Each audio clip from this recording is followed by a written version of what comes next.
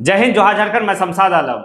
आज जिस मुद्दे पे बात करने वाले हैं वो मुद्दा है आपका कि बीजेपी को छोड़कर अन्य दल जो है कि झारखंड में अपना कैंडिडेट का घोषणा अभी तक नहीं कर पाया है। आखिर कारण क्या है और वो घोषणा कब करेंगे? चलिए चलते हैं और सारी बात को समझते हैं कि बीजेपी जो है कि झारखंड में 11 लोकसभा सीट में अपना कैंडिडेट का घोषणा कर चुकी है। उसके बावजूद भी आने की 3 लोकसभा क्षेत्र में अभी तक अपना कैंडिडेट का घोषणा नहीं किया है। दूसरे नंबर पे हम देखें कैंडिडेट घोषणा करने में, अगर दूसरे नंबर पे वो है जेबी केसेस। जेबी केसेस जो है कि वो 6 से या 7 सीट पे लड़ने की बात कह रही, जिसमें से एक लोकसभा सीट जो है कि वो कंफर्म जो है कि कैंडिडेट का घोषणा कर चुका है ऑफिशियल अनाउंसमेंट के द्वारा, जो है कि कोडरमा लोकसभा क्षेत्र में मनोज यादव को जेबी केसेस के द्वारा उम्मीदवार बनाया गया है। अब बचता है कि इंडिया गठबंधन अब एक सीट पे भी जो है कि अपने कैंडिडेट का घोषणा नहीं की है। इंडिया गठबंधन में कौन कौन सा दल है? तो इंडिया गठबंधन में जो है कि मुख्य दल की जेएमएम, दूसरा कांग्रेस, तीसरा आरजेडी और चौथा जो है कि लेफ्ट। अब लेफ्ट को जो है कि कहां पे सीट मिलेगी, आरजेडी को कहां पे सीट मिलेगी, अभी जो है कि सारी बात ही चल रही है। जो 3 सीट अभी तक बीजेपी जो है कि नहीं घोषणा की है वो कौन कौन सा सीट है? तो वो सीट है आपका गिरिडीह है, धनबाद है, चतरा है।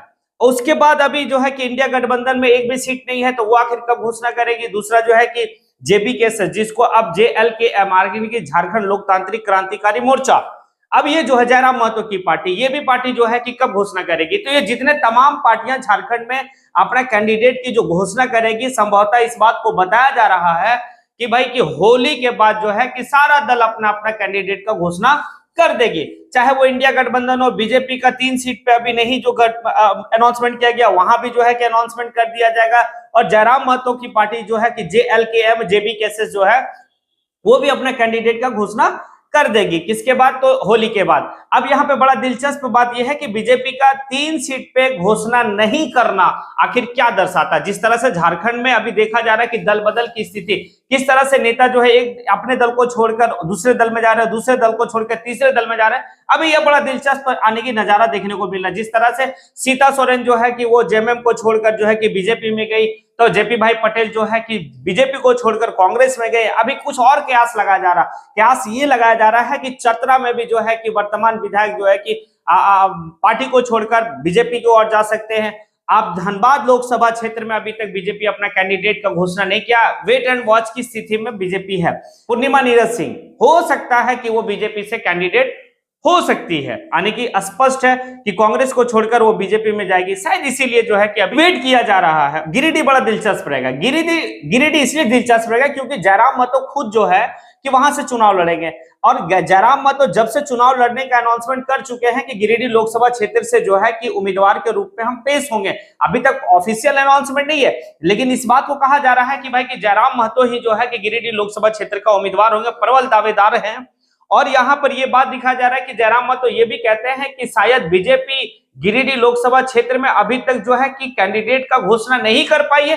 कहीं ना कहीं उनको जो है कि डर सता रही है कि जयराम महतो जो है कि अपना स्थिति मजबूत कर चुका है और लोग जो है बदलाव के मूड में दिख भी रहे। और यहाँ पे इंडिया गठबंधन भी जो है कि गिरिडीह में किनको देगा, बात ये बताया जा रहा है कि टुंडी विधानसभा के विधायक जो है मथुरा प्रसाद महतो गिरिडीह लोकसभा क्षेत्र का उम्मीदवार होंगे इंडिया गठबंधन से। अगर मथुरा प्रसाद महतो इंडिया गठबंधन से अगर उम्मीदवार होते हैं तो बड़ा दिलचस्प रहेगा मुकाबला। झारखंड का सबसे हॉट सीट माना जाएगा गिरिडीह लोकसभा, क्योंकि एक तरफ महज 2 साल के अंदर में एक आंदोलन से उभरता हुआ लड़का जो है कि पूरे झारखंड में अपना छाप छोड़ता है और जो है कि एक पार्टी का गठन करता है, और यही 2 साल के दरमियान में जो है गिरिडीह लोकसभा क्षेत्र से अपना दावेदारी पेश करता है। और गिरिडीह लोकसभा क्षेत्र में उम्मीदवार की एक लहर, मतलब बदलाव की एक लहर भी दौड़ रही है। ये बड़ा दिलचस्प नजारा होगा। और कौन कहां से होंगे कैंडिडेट जेबी केसेस का, क्योंकि जेबी केसेस जो है कि सिर्फ एक ही आने की कैंडिडेट का घोषणा किया, वो आपका कोडरमा। तो कोडरमा में देखिए, कोडरमा में त्रिकोणीय मुकाबला देखने को मिल सकता है। अब त्रिकोणीय मुकाबला कैसे देखने को मिल सकता है? क्योंकि माले जो है इंडिया गठबंधन का घटक दल के रूप में हम कह सकते हैं, माले को टिकट जो है वो जो सीट शेयरिंग है वो माले को कोडरमा लोकसभा मिल सकता है। और कोडरमा लोकसभा अगर माले को मिलता है तो 2 दावेदार हैं माले से, एक राजकुमार यादव, दूसरा है विनोद सिंह।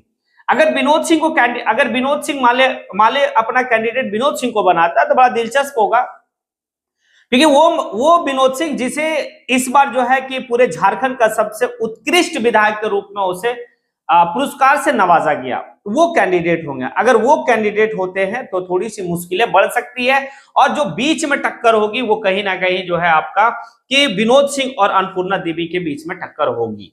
बिल्कुल, हम ये नहीं कह रहे कि जेबी केसेस जो है कि उसमें नहीं है, जेबी केसेस भी है, लेकिन वो देखने वाली बात है चुनाव के वक्त में क्या होती है।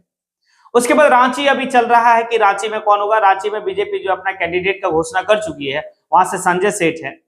बाकी अभी तक ना जेबी केसेस जो है कि अपना कैंडिडेट का घोषणा किया है, ना जो है कि इंडिया गठबंधन अपना कैंडिडेट का घोषणा किया। उसी तरह से चतरा, बीजेपी अभी चतरा भी जो है कि घोषणा नहीं किया। आखिर चतरा घोषणा नहीं करने के पीछे कहीं ना कहीं जो है कि वहां के वर्तमान के जो विधायक हैं आरजेडी का, हो सकते हैं कि वो जो है कि आरजेडी को छोड़कर बीजेपी ज्वाइन करे और लोकसभा का उम्मीदवार वहां से वो बने बीजेपी के द्वारा। मतलब वेट एंड वॉच की स्थिति में बीजेपी भी है कि कौन जो है छोड़ेगा, कौन आएगा, कौन आएगा कौन छोड़ेगा, ये वाली स्थिति में है। बड़ा दिलचस्प होगा कि होली के बाद जब है कि अपना टिकट का अनाउंसमेंट करेगा तो एक बड़ा बेहतर समीकरण देखने को मिलेगा कि किस तरह से जो है कि इंडिया गठबंधन किसको टिकट देती है, जेबी केसेस किसको टिकट देती है, क्या समीकरण बैठता है, क्या जो है स्थिति है, ये थोड़ा सा देखने को मिल सकता है। चलिए, आप अगर मेरी बात से सहमत हैं तो फिर जो है कमेंट बॉक्स में आके जरूर कमेंट करें। इसी के साथ मैं अपनी बात को यहीं पे समेटता हूं। जय हिंद।